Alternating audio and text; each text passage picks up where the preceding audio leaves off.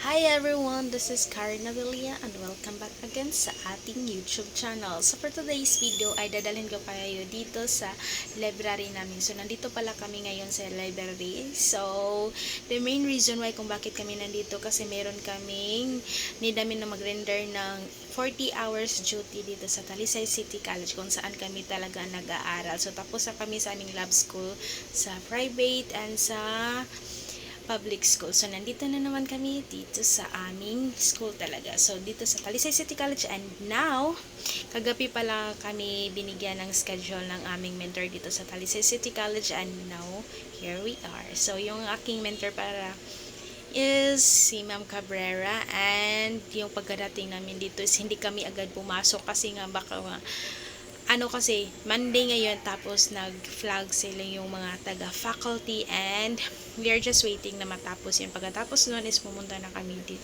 sa faculty kung saan yung office ni Ma'am Cabrera and yun, nag-talk kami kung ano yung mga dapat gawin. So, yan yung muna yung una yung binigay sa amin, yung mag-check ng mga test papers ng mga bata. And after doon is binigyan na kami ng mga topic, ano yung aming topic na i-discuss this coming Friday. Supposedly, is yung topic na yun is i-discuss namin this coming Wednesday, pero hindi namin sabi ko sa kanya na meron kaming exit demo that day kasi meron pa kaming last exit demonstration dito sa Talisay City College and hopefully na magiging successful tayo para go na lang para retreat na lang yung ako yung aantayin namin. So yung partner ko pala dyan is si Kuya Dan, si Francis Dan Barrito, siya yung aking partner. Tapos actually 8 kaming duty ngayon per partner din. And yung iba is magkaiba talaga kami ng mentor dito kaya hindi kami magkakasama-kasama dito. Tapos yun yung mga nangyayari this day, and this is the very long day kasi merong nangyayari dito hindi namin inaasahan, and you will find it later. And hoping na tatapusin niyo tong video na to para malaman niyo kung ano yung mangyayari. So, see you there at the end of this video. Inog, namin diri sa skill lang. Diri lagi ni. Ato sa simbahan.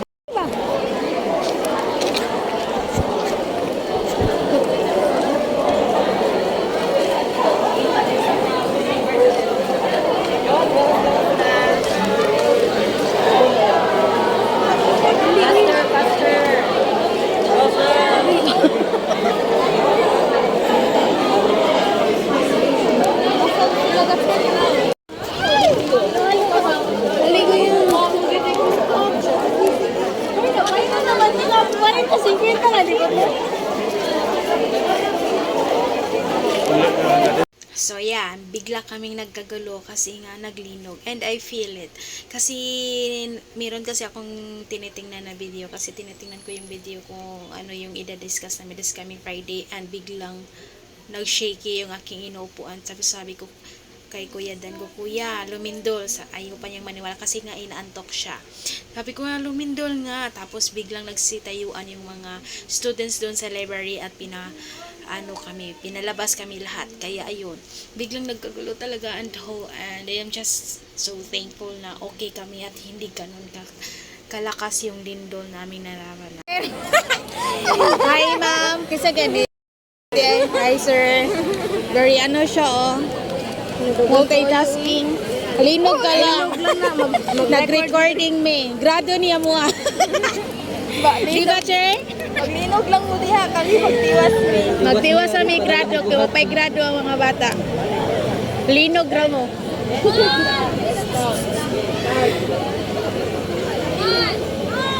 Grabe o ka ng dedication na niya, hoy. Grabe. Go, Michelle. Kaya pa, ma'am?